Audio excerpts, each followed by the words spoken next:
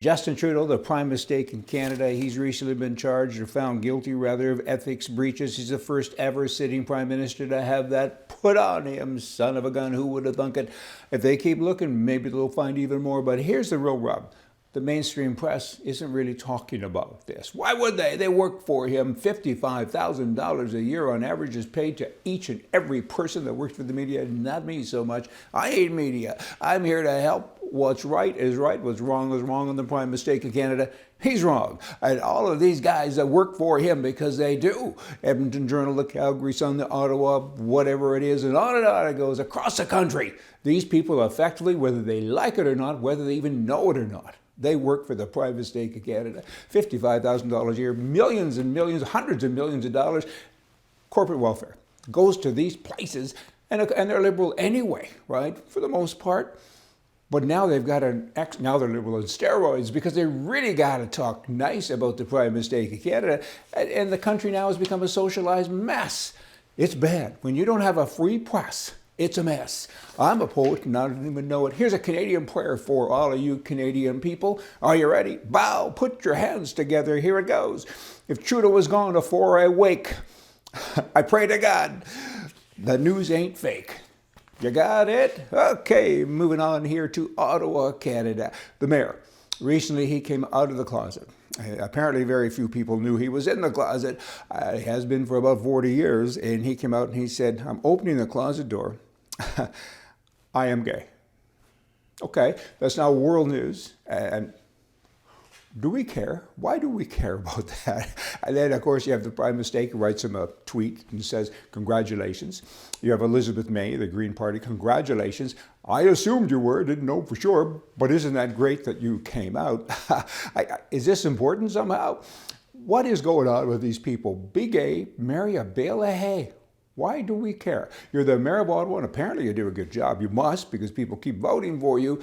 Do I need to know this? Isn't this too much information? Well, by the way, since we're all kind of doing that, I have information too about my sexuality. Are you all ready? Here it comes. I like women. Hey, I'm straight as an arrow, son of a gun. Who knew? The only reason I would ever run for politics is I can find out all the women I slept with. They'd all come front and center, right? I mean, come on, you guys. Why don't you just do your job? The job you were paid for, that'd be kind of nice. Liberal wax. He's probably a liberal whack. That guy, the gay guy, probably the gay guy. The mayor guy. You shouldn't refer to him as a gay guy, but he seems to want to be referred to that way. It's a mystery to me. Live and let live and keep on living. It's about living, it ain't about dying. We got a liberal man.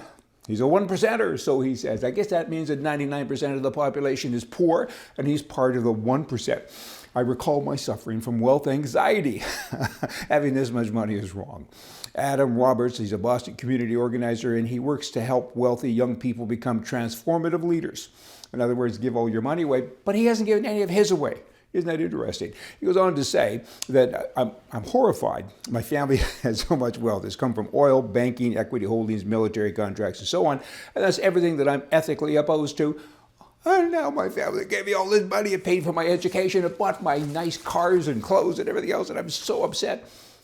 Get over yourself, you little hypocrite. Give your money away. Go be homeless. You'll feel much better. Go to a doctor. He'll give a prescription, not an aspirin. He'll give you an old blanket with some holes in it, you dumb person. Then we have this woman. What's her name? I know. She's an actress. She's in the show Pulp Fiction. And Rosanna someone. And she also took to Twitter and she said, I need to apologize to all my followers. Apparently she has 80-some odd thousand followers. And she said, I apologize for being born white and privileged. I can't make this up. I am sorry that I was born white and privileged. It disgusts me, and I feel so much shame. I don't even know if there's any words for that. I mean, dumb is forever. But white is okay. A lot of people are white. About 20% of the world is white. Soon to be less, particularly with people like that. So what are you going to do about it? If you're disgusted and you have all this shame, you're going to knock yourself off, or you're going to paint yourself a different color. Like, is there a solution in this? You should all try to have a solution. Solutions are nice. Lastly, for the day, we got a $70 million mix-up. It's kind of interesting. An auctioneer, he's a Dutch guy. And apparently, some of the verbiage doesn't come out quite right in terms of people understanding imitating him. And he had a car. It's a sleek Type 64. It was built by Mr. Porsche and his son. And his son's name was Ferry. Maybe he's from Ottawa. Just joking. In 1939 and 1940, the two built this car. And it was a little Porsche car, and it was even before the company was registered.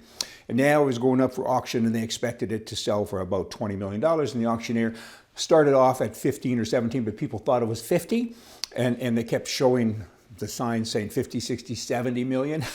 And 70 was really 17. And people got all confused, and they walked out, and everybody was mad. And the car didn't sell. Hey, I know all about auctions. 25 and 25 and a quarter bit long. Y'all come back here tomorrow, and I'm going to have more for you from the right. See ya.